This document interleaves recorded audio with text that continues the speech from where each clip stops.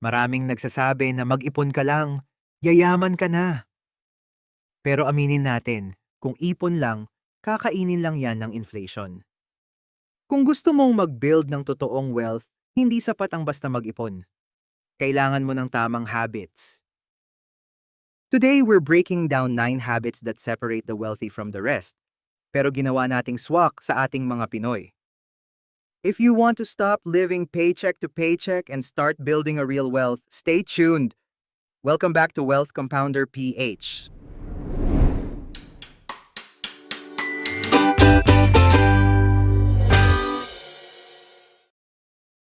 One, pay yourself first. Ang mindset ng karamihan. Gastos muna tapos ipon pag may natira. Pero ang mga totoong mayaman, baliktad.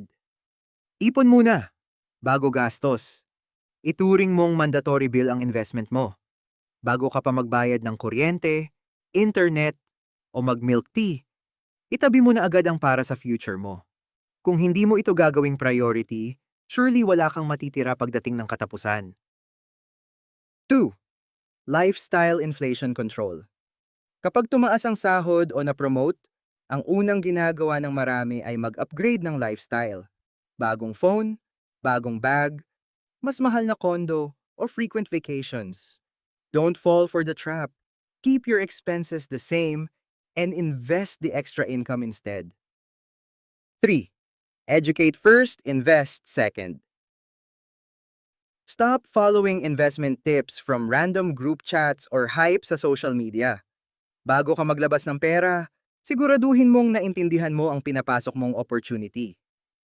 Ang rule dito, educate yourself before you invest. Mag-aral ng financial statements at intindihin ang negosyo. Sundan mo ang mga taong may proven track record at hindi lang basta nagbebenta ng idea. Remember, the best investment is the one you understand. Kung hindi mo ma-explain ang negosyo, hindi mo pa yan dapat pasukan. 4. Be a lifetime student. Warren Buffett famously spends most of his day reading. At bakit? Kasi alam niya na ang kaalaman ang pinakamataas na uri ng investment. Hindi lang ito tungkol sa pagbabasa ng libro. It's about having a curious mind towards how money works and how businesses grow. Maging lifetime student ka. Magbasa ng market reports, mag-aral ng iba't ibang investment vehicles, at makinig sa mga experts. Ang opportunities ay nagbabago, kaya dapat kasabay mong nag-e-evolve ang knowledge mo. Remember, the more you learn, the more you earn, and the better you become at protecting your hard-earned wealth. 5. Avoid bad debt. Utang na ginagamit sa luho ay poison. If you can't pay it in full, huwag mong gamitin ang credit card.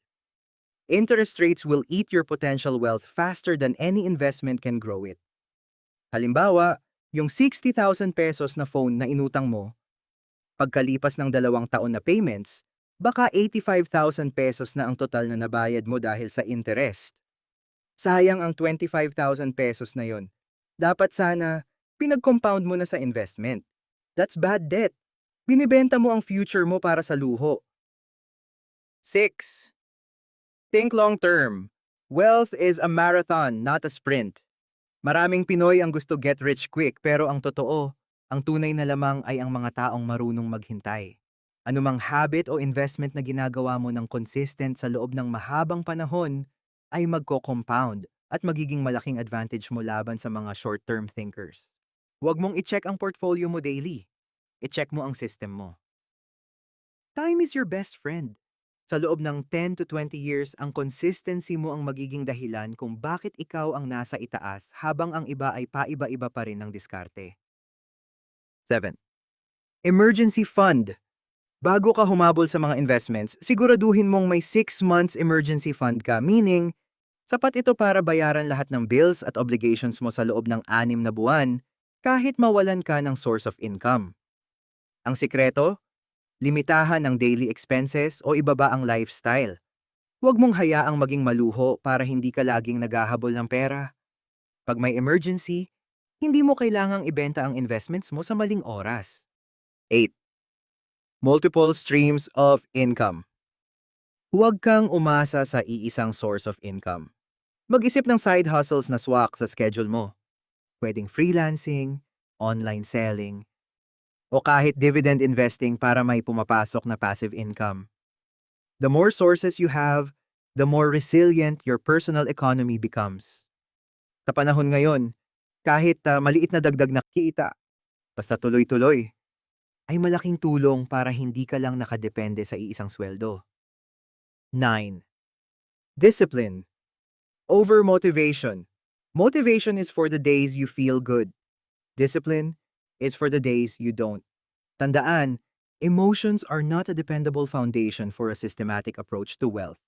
Huwag kang mag-invest base sa mood mo o sa takot mo kapag red ang market. Discipline means sticking to your plan even when you're tired or discouraged. That's the way to build wealth. The winners are those who show up consistently, regardless of how they feel. Habang binabasa natin tong listahan, mapapansin nyo, wala ditong get rich quick. Lahat ito ay tungkol sa system. The hardest part is sticking to the long-term vision when the world is noisy. Yan ang secret. It's not about being a genius, it's about having a system that works even when you're tired.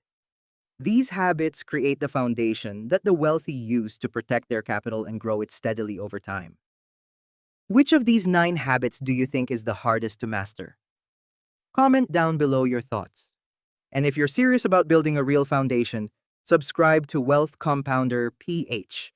We're here to make the complex simple and the boring, well, actually profitable. Don't forget to like this video, and I'll see you in the next breakdown. Happy compounding!